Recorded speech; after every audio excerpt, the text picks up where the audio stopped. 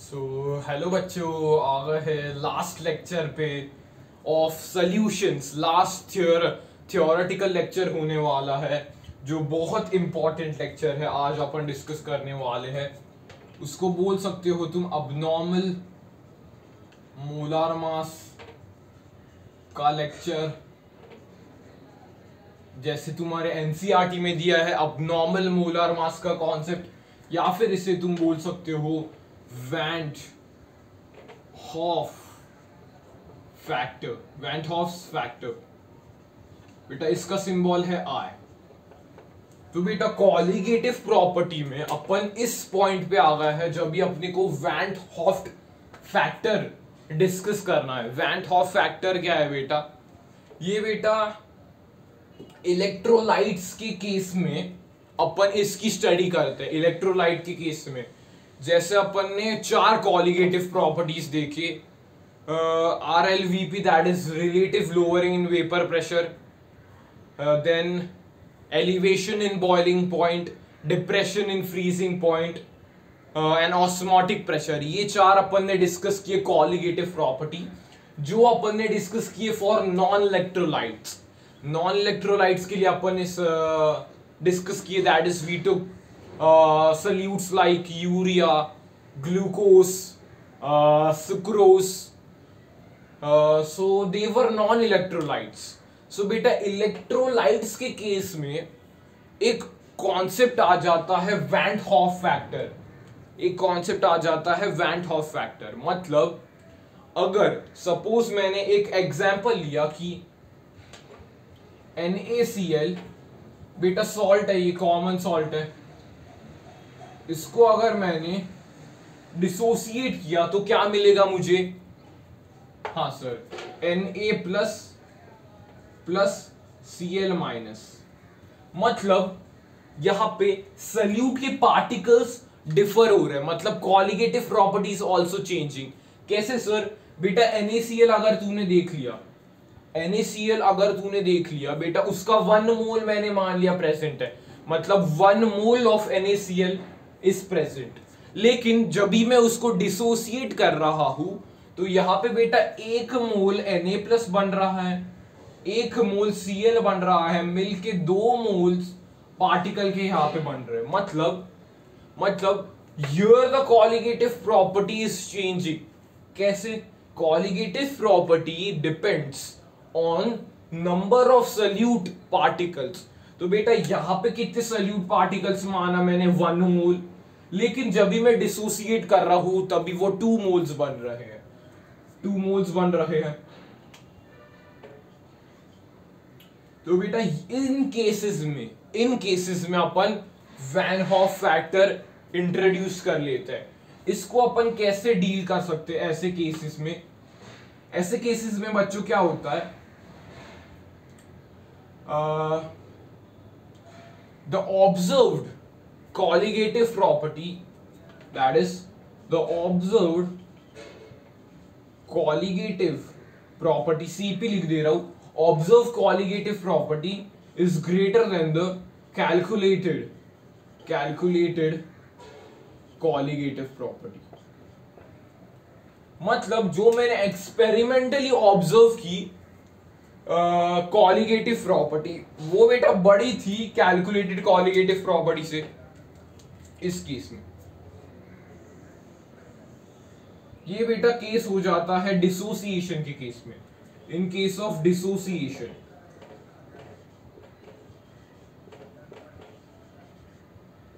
मतलब जो सर मैंने एक्सपेरिमेंटली ढूंढी कॉलिगेटिव प्रॉपर्टी, वो ज्यादा है कैलकुलेटेड कॉलिगेटिव प्रॉपर्टी से। ओके, नेक्स्ट केस आता है बेटा एसोसिएशन का केस। एसोसिएशन का केस आता है। ये तो डिसोसिएशन क्लियर है सबको। एसोसिएशन में देखो क्या हो रहा है।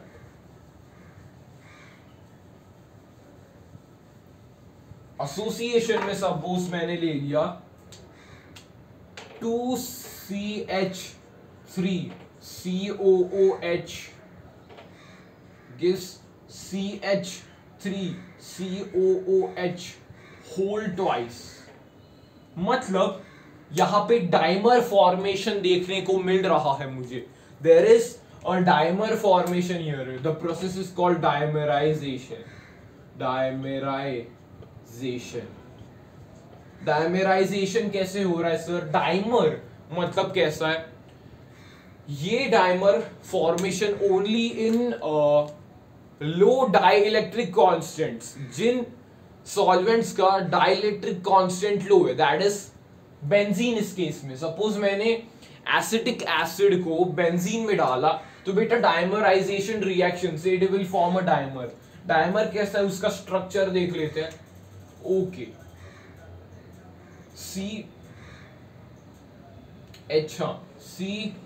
CH3 आ गया यहाँ पे। ओके, O यहाँ पे डबल बॉन्ड के साथ आ गया और यहाँ पे बेटा OH आ गया। और यहाँ पे ही मैं और एक बना देता हूं, CH3 डबल बॉन्ड OH। तो बेटा O और H में यहाँ पे हाइड्रोजन बॉन्ड बनने वाला है, यहाँ पे बेटा हाइड्रोजन बॉन्ड बनने वाला है और यहाँ पे एक हाइड्रोजन बॉन्ड बना है। तो बेटा due to the formation of hydrogen bond इसका वेट बढ़ जाता है, यानी कि इसका मोलर मास बढ़ जाता है। इस कॉन्सेप्ट को अपन बोलते हैं बेटा अबनॉर्मल मास। अगर किसी भी चीज का molar mass experimental calculated molar mass से ज्यादा या फिर कम आ रहा है, उससे हम बोल देते हैं अबनॉर्मल मोलर मास। इस केस में बेटा मोलर मास ज्यादा आने वाला है। Molar mass will increase due to the dimerization. This is termed as abnormal molar mass. तो बेटा टेक्स्ट बुक में पहले तुम्हें ये कॉन्सेप्ट बताया गया कि डिसोसिएशन और एसोसिएशन का कैसे। तो बेटा एसोसिएशन का देख लेते हैं। ये समझ रहा है सबको डाइमेराइजेशन कैसे हो रहा है? बेटा एसिटिक एसिड का यहाँ पे अपन ने बेंजीन में डाल के डायमेराइजेशन देखा। कंडीशन क्या थी बेटा? लो डाइलेक्ट्रिक कांस्टेंट चाहिए सॉल्वेंट का, इसलिए मैंने बेंजीन लिया। यहाँ पे डायमेराइजेशन की वजह से मोलर मास बढ़ गया and there is a condition called abnormal molar mass. Okay बेटा एसोसिएशन की केस यहाँ पे देख लेते। एसोसिएशन के केस में क्या हो रहा है? यहां पे बेटा 2 मोल से 1 मोल बन रहा है। 2 मोल से 1 मोल बन रहा है, मतलब यहां पे पिछले में क्या था? 1 से 2 बन रहा था, इसलिए observed colligative property was more than calculated. इस केस में उल्टा हो जाएगा, 2 से 1 हो रहा है। 2 से 1 हो रहा है मतलब द कैलकुलेटेड, जो अपन कॉलिगेटिव प्रॉपर्टी कैलकुलेट करने वाले हैं, that will be greater than the observe. Suppose मैंने एक्सपेरिमेंटली इसकी कॉलिगेटिव प्रॉपर्टी ढूंढी, उसकी x वैल्यू होगी। सो x वैल्यू से ज्यादा वैल्यू कैलकुलेटेड क्या आने वाली है? मतलब इस केस में बच्चों क्या होने वाला है? Calculated CP colligative property is greater than observed या फिर experimental colligative property. Calculated colligative property will be greater than the observed colligative property. ऐसा क्यों हो रहा है sir? Because colligative property depends on number of solute particles. यहाँ पे बेटा 2 सोल्यूट पार्टिकल्स थे, फिर उसके बाद 1 सोल्यूट पार्टिकल हो रहा है, मतलब लेस हो रहा है। मतलब जो अपन कैलकुलेट करेंगे वो ज्यादा आने की संभावना है ऑब्जर्व से। लेकिन डिसोसिएशन के केस में क्या हो रहा था? 1 से 2 जा रहा था, 1 से 2 जा रहा है, मतलब ऑब्जर्व्ड से कॉलिगेटिव प्रॉपर्टी लेस आने वाली थी। ये है बेटा 2 इंपॉर्टेंट कंडीशन। क्या लिखे मैंने? अभी रिवाइज कर लेते हैं। एसोसिएशन और डिसोसिएशन के केस में क्वेश्चन भी अपन सॉल्व करेंगे, न्यूमेरिकल अप्रोच भी तुम्हें बताने वाला हूं इस वीडियो में। बेटा डिसोसिएशन के केस में क्या होगा? डिसोसिएशन के केस में क्या होगा? the observed colligative property will be greater than the calculated colligative property. Dissociation के केस में एंड एसोसिएशन के केस में क्या होगा सर? एसोसिएशन के केस में क्या होगा बच्चों? एसोसिएशन में के केस में क्या होगा? Calculated colligative property will be greater than the observed colligative property ये है बेटा दो इंपॉर्टेंट कंडीशंस एसोसिएशन और डिसोसिएशन से। मतलब तुम देख सकते हो बेटा यहाँ पे चेंजेस आ रहे हैं ऑब्जर्व्ड। पहले आप नॉर्मल केस में क्या होता था, नॉन इलेक्ट्रोलाइट के केस में जो ऑब्जर्व थी वही कैलकुलेटेड आ रही थी, because there was nothing such like association and dissociation. But in this case of ionic compounds there is association or dissociation taking place. That's why in dissociation the observed colligative property is found to be greater than the calculated, while in case of association the calculated colligative property is greater than the observed colligative property. Okay बेटा, अभी बेटा वैंट Hoff factor क्या है? बेटा वैंट Hoff factor एक factor है जो correction के लिए यूज करेंगे अपन, करेक्शन के लिए अपन सिंपली यूज करते हैं।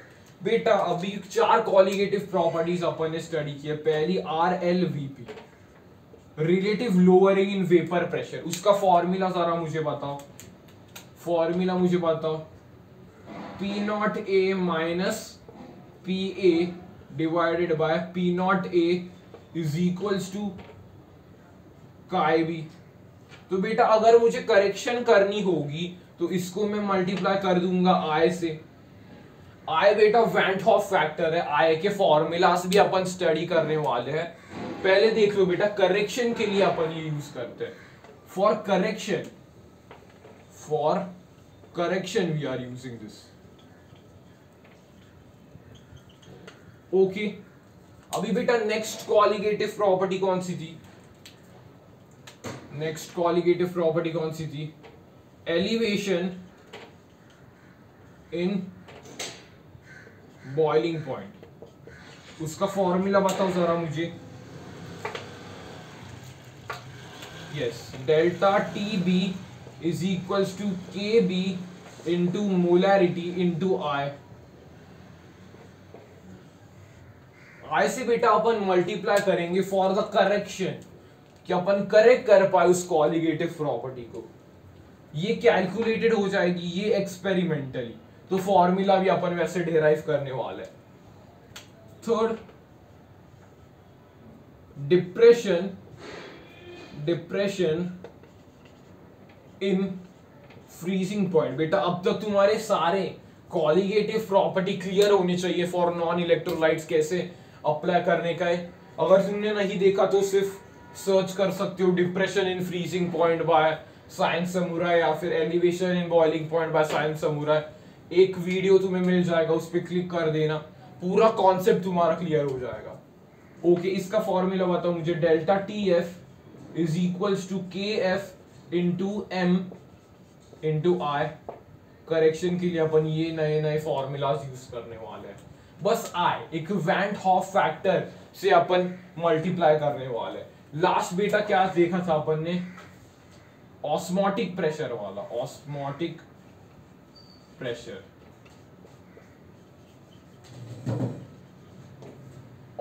प्रेशर वाला देखा था। फॉर्मूला देखो, CRT इंटू I। ये है बेटा करेक्शन के लिए फॉर्मूला जो अपन यूज करने वाले हैं। Relative lowering in vapour pressure को सिर्फ I से मल्टीप्लाई कर दिया मैंने, एलिवेशन इन बॉइलिंग पॉइंट को I से मल्टीप्लाई कर दिया मैंने, डिप्रेशन इन फ्रीजिंग पॉइंट को I से मल्टीप्लाई कर दिया, ऑस्मोटिक प्रेशर को भी I से मल्टीप्लाई कर लिया। ये है बेटा करेक्शंस के लिए फॉर्मूला। नोट कर लिया सबने। अभी बेटा वैन हॉफ फैक्टर कैलकुलेट कैसे करें उसके फॉर्मूलाज देखते हैं। अभी कैलकुलेट कैसे करें van Hoff factor.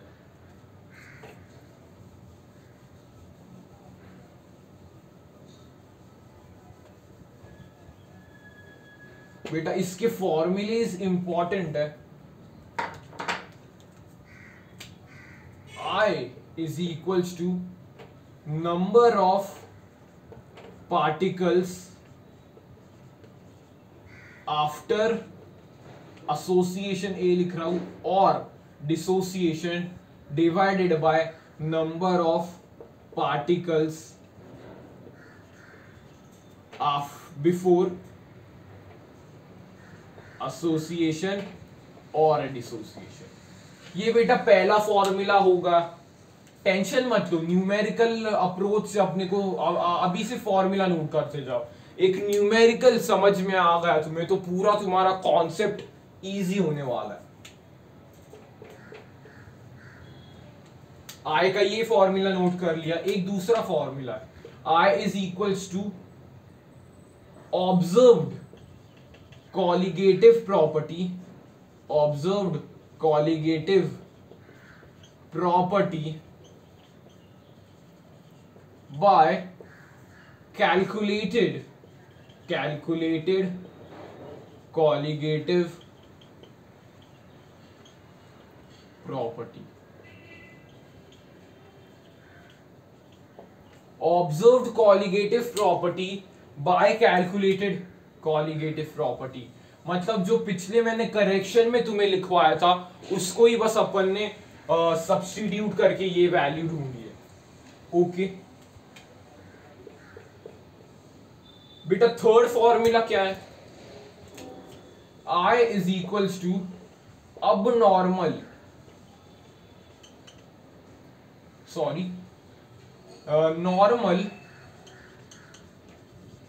Molar mass by abnormal molar mass, normal molar mass by abnormal molar mass. ये भी एक फॉर्मूला तुम यूज कर सकते हो, ये भी एक फॉर्मूला तुम यूज कर सकते हो।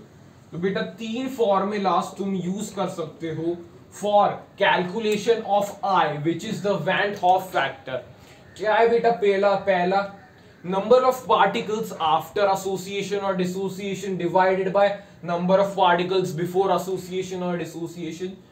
I is equals to observed colligative property by calculated colligative property।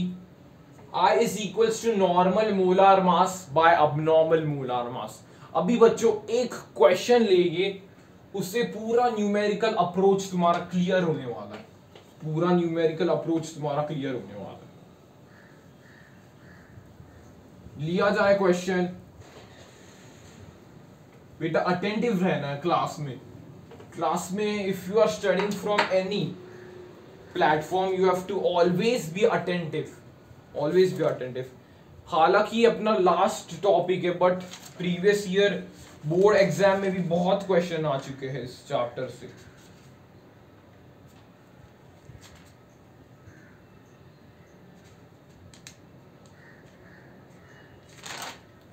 Okay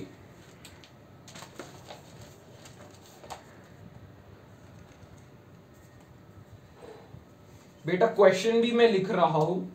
calculate the boiling point, calculate the boiling point of solution when 2 gram Na2SO4 molar mass 142 gram per mole was dissolved in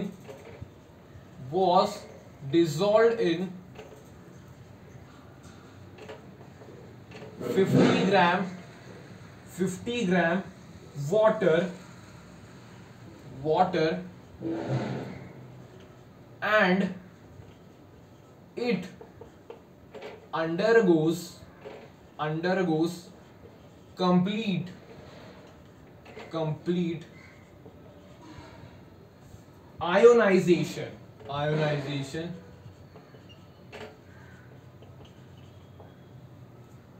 kb of water is 0.52 Kelvin kg per mole. सो बच्चों ये है question तुम्हारे screen के ऊपर. Calculate the boiling point of solution when 2 gram Na2SO4 of molar mass 142 gram per mole was dissolved in 50 gram water and it undergoes complete ionization. बेटा इस question में तुम्हें देखना है कि क्या पूछा गया है. Calculate the boiling point of solution पूछा गया है and if it undergoes complete ionization. ये बेटा ये लाइन बहुत इंपॉर्टेंट है इस क्वेश्चन को सॉल्व करने के लिए. कंप्लीट आयोनाइजेशन टर्म समझ के तुम देख सकते हो कि अपने को इसमें कुछ तो वैन हॉफ फैक्टर से रिलेटेड करना ही है, क्योंकि आयोनाइजेशन बेसिकली किस में आता है, इलेक्ट्रोलाइट्स के किस में आएगा, इसलिए यहां पे अपने को वैन हॉफ फैक्टर यूज कर लेना है. ओके तो बेटा अप्रोच कैसे करें. जिन्हें आता है ये problem simply they can comment the answer, but जिन्हें अभी कॉन्सेप्ट समझना है वो देख सकते हैं कैसे मैं सॉल्व करने वाला हूं इस क्वेश्चन को. बेटा ध्यान से देखना, पहले सिंपल यहां पे कॉलिगेटिव प्रॉपर्टी कौन सी यूज की है, एलिवेशन इन बॉइलिंग पॉइंट. क्या होता है formula sir, delta TB is equals to KB into M molality. Okay delta TB नहीं मालूम. ओके डेल्टा टीबी केबी की मैं वैल्यू हाँ सर मालूम है 0.52 हाँ इंटू मोलालिटी मालूम है क्या सर, कैलकुलेट तो कर सकता हूं. Number of moles of solute by mass of solvent in KG, तो 2 ग्राम बाय 142 मोलर मास है डिवाइडेड बाय 50 ग्राम वाटर है बाय 1000. 1 0 यहां से कट हो गया, ये ऊपर चला जाएगा, तो कैसे लिख सकते हैं अपन इसको, ऐसे लिख सकते हैं 5 1s 5 20s, ऐसे लिख सकते हैं. Delta TB is equals to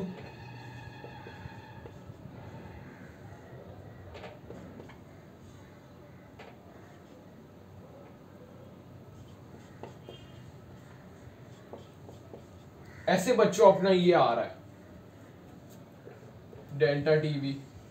इसे सॉल्व किया तो क्या आ जाएगा, 2 1s 2 71s 71 20 by 71 हाँ यहां तक 20 by 71 ऐसे छोड़ लो यहाँ पे. ये बच्चों तुम्हारा आ गया है क्या, डेल्टा टीबी. ओके अभी बेटा मुझे क्या फाइंड करना है, बॉइलिंग पॉइंट ऑफ सॉल्यूशन. लेकिन यहां पे एक टर्म दिया है and it undergoes complete ionization. मतलब यहां पे मैं एक इक्वेशन लिखने वाला हूं, Na2SO4 बेटा एक आयोनिक कंपाउंड है, उसका कंप्लीट डिसोसिएशन होगा 2Na plus CO4 minus CO4 2 minus में हो जाएगा.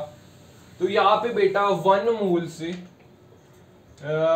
0 0 हो जाएगा. ये इसको मैंने पकड़ा 1 माइनस अल्फा,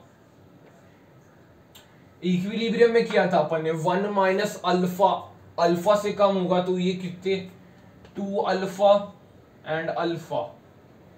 तो यहाँ पे बेटा अल्फा 1 है क्योंकि कंप्लीट डिसोसिएशन.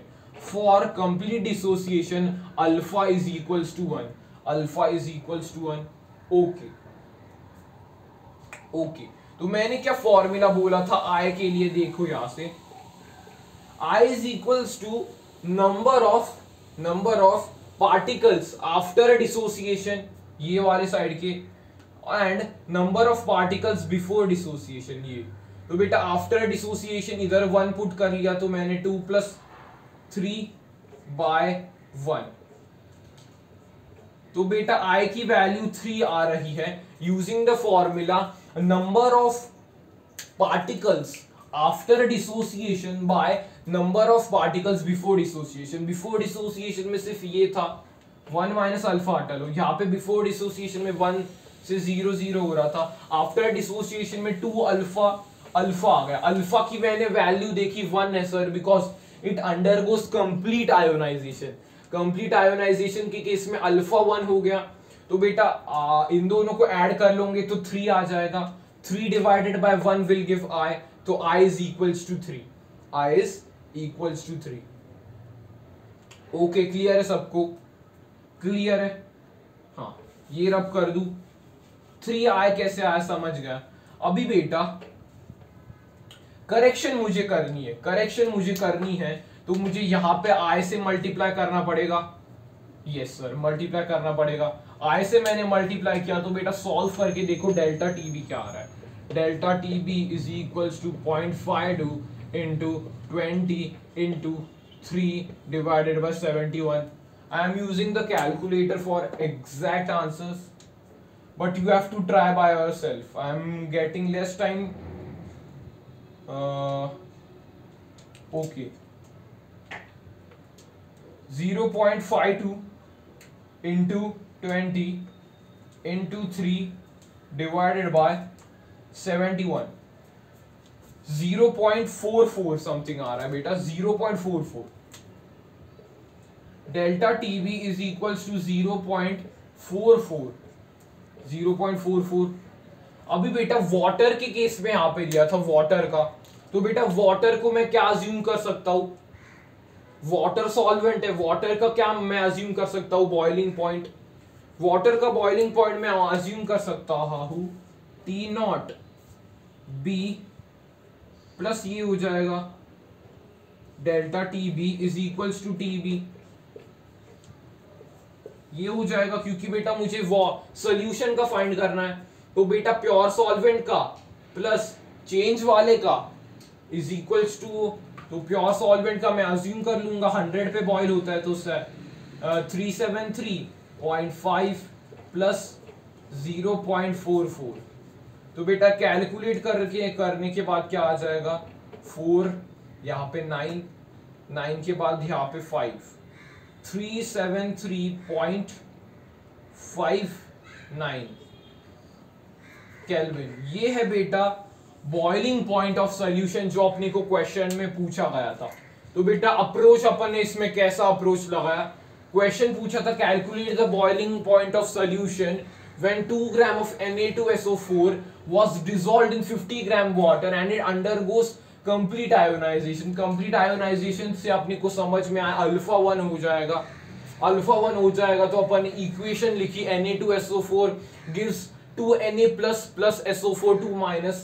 अपन ने देखा कि I का फॉर्मूला क्या आ रहा था, number of particles of solute after dissociation by number of particles of solute before dissociation। तो 3/1, 3 अपनी I की वैल्यू आ गई। ये मैंने इक्वेशन पहले ही बना के रखी थी, बस करेक्शन के लिए मैंने I से इनटू कर दिया लास्ट में। तो बेटा डेल्टा टीबी मेरा 0.44 आया। बेटा वाटर का मुझे दिया नहीं गया था, तो सॉल्वेंट का प्योर क्या रहता है वाटर का 100 डिग्री सेल्सियस, उसको केल्विन में कैसे लिख सकते हो 373.15। बेटा सेल्सियस में मत छोड़ना, आंसर गलत हो जाएगा बिकॉज यूनिट केल्विन है इसकी। Okay, so somewhat the answer is coming 373.59 which you can round off to 373.6 approx में। तो ये है बेटा अप्रोच की तुम्हें कैसे क्वेश्चन सॉल्व करने के। और एक क्वेश्चन देख लेते फिर तुम्हारा और कॉन्सेप्ट क्लियर होने वाला है इस टॉपिक पे, वैन हॉफ फैक्टर। वो क्वेश्चन तुम खुद से ट्राई करने की कोशिश करना, जिन्होंने पहले से ही पढ़ के रखा है उनके लिए रिवीजन फास्ट फॉरवर्ड पे वो डायरेक्ट आंसर चेक कर सकते हैं, मैच करके देख सकते हैं कि उनका जो आया वो सही है क्या।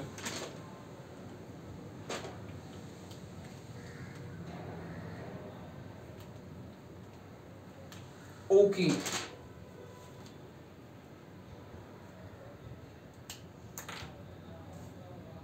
क्वेश्चन डेसी नॉर्मल normal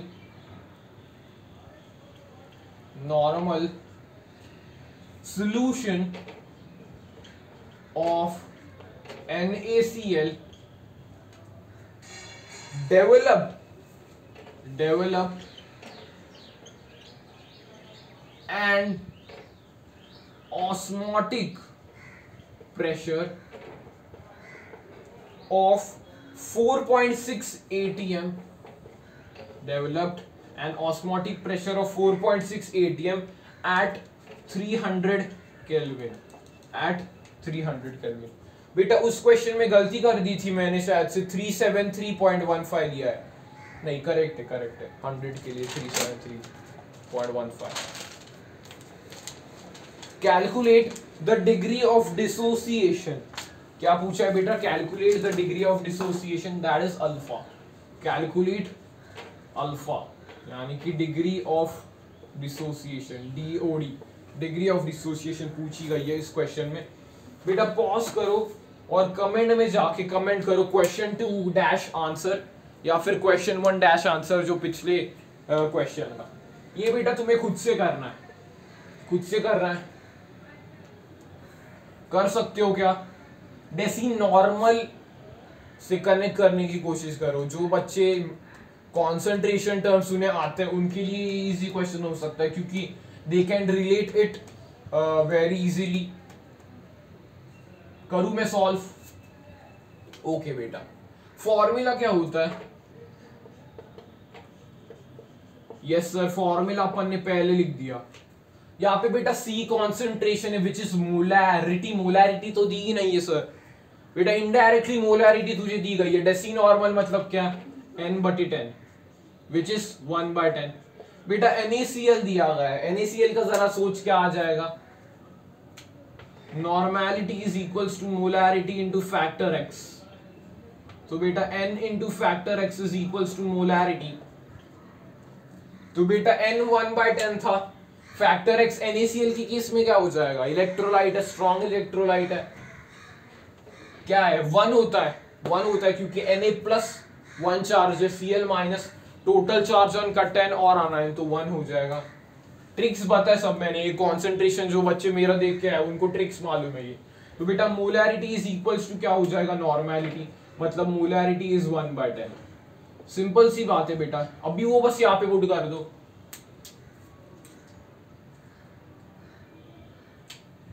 .6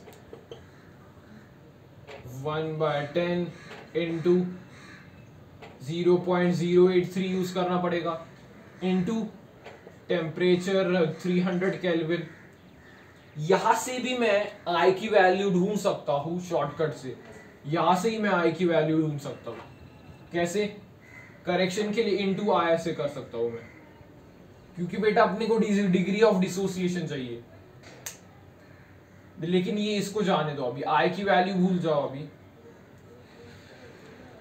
आई की वैल्यू वैसे ढूंढ सकते हैं बेटा, इधर से आई की वैल्यू ढूंढ सकते हैं। वैंट हॉफ फैक्टर की वैल्यू अपन निकाल के रख देते हैं, निकाल के रख देते हैं। ओके, क्या होगी? Observed bye calculated, observed bye calculated 4.6, इसको कैलकुलेट कर लो। क्या 1/10 301 2 8.3 इंटू 3 डिवाइडेड बाय 10, तो बेटा 99324/10, तो बेटा 2.49 इंटू आई। तो आई की वैल्यू क्या हो जाएगी? 46 बाय, तो बेटा again I am using calculator, simple calculation है, डायरेक्ट 460/250 भी ले सकता है तू, लेकिन अब एग्जैक्ट आंसर देखने की कोशिश चल रही है। 1.847 आ रहा है, मतलब 1.84 ही रख देता हूं मैं। I is equals to 1.84। तो बेटा अपना I आ गया, यहाँ पे I नहीं पूछा, वैंट और एक क्वेश्चन पूछ सकता था डायरेक्टली, वैंट हॉफ फैक्टर कैलकुलेट करो, कर लिया। वो है बेटा नीट और जेई में क्वेश्चन आ जाता है डायरेक्ट टिक मारने के लिए, लेकिन ये बोर्ड का क्वेश्चन है कि डिग्री ऑफ डिसोसिएशन कैलकुलेट करो। डिग्री ऑफ डिसोसिएशन क्या है, अपन लॉजिक कौन सा यूज करने वाले बेटा, रिएक्शन लिखते जाओ।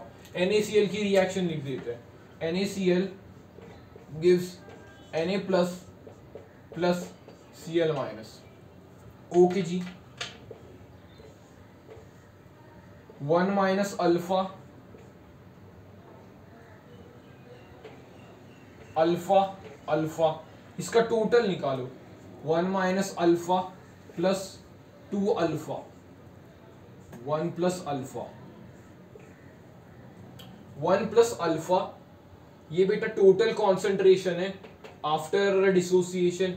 बिफोर वाली क्या थी 1, तो बेटा यहां पे कर लेंगे I इज इक्वल टू क्या आ रहा था अपना टोटल 1 प्लस अल्फा बाय 1, तो बेटा 1 तो होगा ये 1.84 is equals two plus alpha, so minus हो जाएगा अल्फा इज इक्वल्स टू 0.84 या फिर in percentage 84%।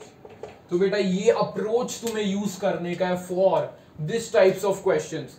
डेसिनॉर्मल solution of NaCl developed an osmotic pressure of 4.6 atm in temperature 300 Kelvin, calculate the percentage of degree of dissociation या फिर सिर्फ degree of dissociation. बेटा पहले colligative property कौन सी यूज हो रही है वो देख, उसका फॉर्मूला लिख दो। तो बेटा osmotic pressure is equals to CRT, बेटा करेक्शन के लिए I से इंटू करना पड़ेगा, वैन हॉफ फैक्टर मैं पहले से ही ढूंढ लेता हूं, क्या आ जाएगा 1.84, observed colligative property by calculated colligative property is equals to Van't Hoff factor, I is equals to 1.48। तो बेटा 1 इसके कॉन्सेंट्रेशन होगा 0.01 माइनस अल्फा से कम हो रहा है ये, तो बेटा alpha total concentration after dissociation क्या होगा 1 minus alpha plus 2 alpha which is 1 plus alpha. Before concentration क्या था 1, तो I is equals to 1 plus alpha by 1, 1.84 is equals to 1 plus alpha, alpha is equals to 0.84 या फिर 84% of dissociation। So this was all about today's lecture। आज अपन ने कर लिया है इस चैप्टर को खत्म, सॉल्यूशंस को अपन ने फिनिश कर लिया है, पूरा van't Hoff factor clear with 2 important questions लिए, उससे पूरा कॉन्सेप्ट क्लियर होने वाला है। एक बेटा ब्रह्मास्त्र सेशन आने वाला है जिसमें पूरे इसके सारे के सारे इंपॉर्टेंट न्यूमेरिकल्स कवर होने वाला है। सो अगर ये केमिस्ट्री का तुम्हें सीरीज पसंद आए तो बेटा ढेर से ज्यादा ढेर इसको शेयर करो दोस्तों के साथ, क्योंकि बेटा स्मॉल कंटेंट क्रिएटर्स को भी बेटा रूम मिलनी चाहिए for growth. So if you love this video please like to the video and subscribe to my channel for more such videos. Thank you for watching.